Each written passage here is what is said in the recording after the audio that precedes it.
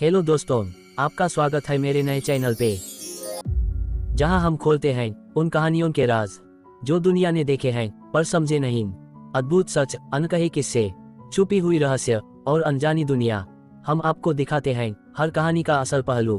तो तैयार हो जाइए, क्योंकि जहां हर एपिसोड है एक सफर वास्तविकता से रहस्य तक। आज का हमारा टॉपिक है बिहार में मनाए जाने वाली परंपरा छठ पूजा के ऊपर। तो चलिए दोस्तों, शुरू करते हैं आज की वीडियो को। क्या आपने कभी सोचा है कि दुनिया में एक ऐसा त्योहार भी है जहां लोग डूबते सूरज की भी पूजा करते हैं, जहां इंसान, प्रकृति और आस्था तीनों एक साथ एक व्रत निभाते हैं, और जहां विज्ञान भी झुककर कहता है, वाह क्या परंपरा है। दोस्तों, आज हम बात करने जा रहे हैं उस त्योहार की जो सिर्फ पूजा नहीं बल्कि आत्मा का अनुशासन है। छठ पूजा बिहार, पूर्वी उत्तर प्रदेश और मिथिला के घाटों पर जब सूरज की पहली किरण पानी को छूती है तो हजारों महिलाएं एवं पुरुष दोनों हाथ जोड़ के उस किरण को नमन करती हैं। चेहरे पर थकान होती है पर आंखों में चमक श्रद्धा की। लेकिन सवाल ये है, छठ पूजा की शुरुआत कब हुई? क्या ये सिर्फ परंपरा है या इसके पीछे कोई गहरा रहस्य छिपा है? इसकी कहानी शुरू होती है सत्ययुग से।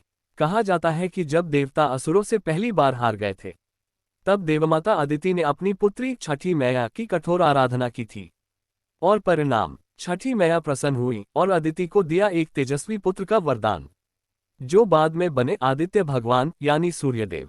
और उन्हीं के बल से देवताओं ने असुरों को हराया। यहीं से शुरू हुई सूर्य उपासना की परंपरा, जो बाद में छठ पूजा के रूप में विकसित हुई। एक और मान्यता के अनुसार जब भगवान राम ने लंका विजय के बाद रामराज्य की स्थापना की, तो उसी दिन कार्तिक शुक्ल षष्ठी को उन्होंने और माता सीता ने उपवास रखा और सूर्यदेव की आराधना की। सप्तमी के दिन सूर्योदय के समय पुनः अर्घ्य देकर उन्होंने सूर्यदेव से आशीर्वाद प्राप्त किया, और तब से छठ का पर्व एक परंपरा बन गया। अब चलते हैं द्वापर युग में, जहां कर्ण सूर्यदेव के सबसे बड़े भक्त थे। वह रोज घंटों कमर तक पानी में खड़े होकर सूर्य को अर्घ्य देते थे। उनकी तपस्या से प्रसन्न होकर सूर्यदेव ने उन्हें दिया अजेयता का वरदान। कुछ कथाओं के अनुसार पांडवों की पत्नी द्रौपदी द्वारा भी सूर्य की पूजा करने का उल्लेख है। यही कारण है कि आज भी छठ में जल में खड़े होकर सूर्य को अर्घ्य देने की परंपरा है। छठ सिर्फ हिंदू नहीं मनाते, बिहार में मुस्लिम और अन्य धर्मों के लोग भी इस पर्व का हिस्सा बनते हैं, क्योंकि यह सिर्फ पूजा नहीं, संप्रदाय से ऊपर एक संस्कृति है। और आज जब प्रवासी भारतीय पूरी दुनिया में हैं, तो छठ पूजा अब वैश्विक त्योहार बन चुका है, न्यूयॉर्क के घाट से लेकर लंदन के थेम्स नदी तक। अब बात करते हैं विज्ञान की। षष्ठी तिथि पर एक विशेष खगोलीय घटना होती है। इस समय सूर्य की अल्ट्रावायलेट किरणें UV रेज पृथ्वी पर सामान्य से ज्यादा होती हैं, और छठ पूजा के दौरान जल में खड़े होकर सूर्य को अर्घ्य देने की प्रक्रिया शरीर को इन किरणों से संतुलित मात्रा में ऊर्जा देने का प्राकृतिक तरीका है। यानी हमारे पूर्वज सिर्फ धार्मिक नहीं थे, वे प्राकृतिक वैज्ञानिक भी थे। छठ का व्रत आसान नहीं है। 4 दिन का तप है, शरीर और आत्मा दोनों का।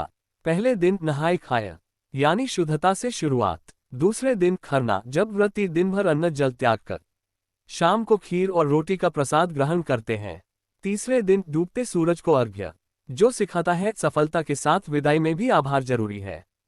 और चौथे दिन उगते सूरज को अर्घ्य, यानी नई शुरुआत का स्वागत।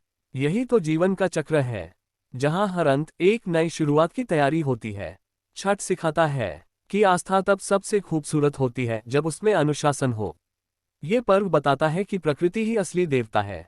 सूरज, जल, वायु और धरती, यही हमारे जीवन का आधार है। और जब इंसान नम्र होकर इन तत्वों को धन्यवाद देता है, तो ब्रह्मांड भी उसे आशीर्वाद लौटाता है। शायद इसलिए कहा गया है, छठ सिर्फ पूजा नहीं, ये आत्मा का अनुशासन है। जब आप नदी किनारे खड़े होकर सूरज की किरणों में उस सुनहरी चमक को देखते हैं, तो महसूस होता है कि इंसान कितना छोटा है और आस्था कितनी बड़ी। और अंत में छठ पूजा हमें ये सिखाती है कि अगर मन सच्चा हो, तो खुद सूरज भी तुम्हारे लिए ठहर जाता है। सूरज का चेहरा। अगर आपको ये कहानी पसंद आए हो तो प्लीज चैनल को लाइक और सब्सक्राइब कर दीजिए, ताकि ऐसी और स्पिरिचुअल कनेक्टेड वीडियो आपके लिए लाता रहूं। धन्यवाद।